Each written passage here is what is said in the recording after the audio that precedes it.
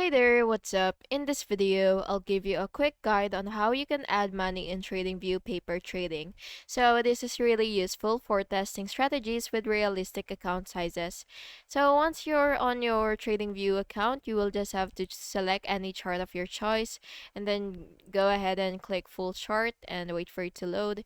And once you're here, what you will have to do is go to your trading panel, and if you already have your paper trading all set up here, what you will just have to do is select the gear icon, which is right here.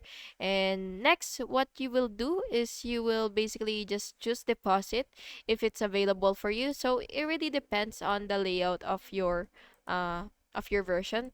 Or yeah. Anyway, so basically, what you will have to do is, once you see the deposit option on your account settings, you will just have to choose deposit and then you will enter the amount. So you will just have to type the amount of the virtual money that you want.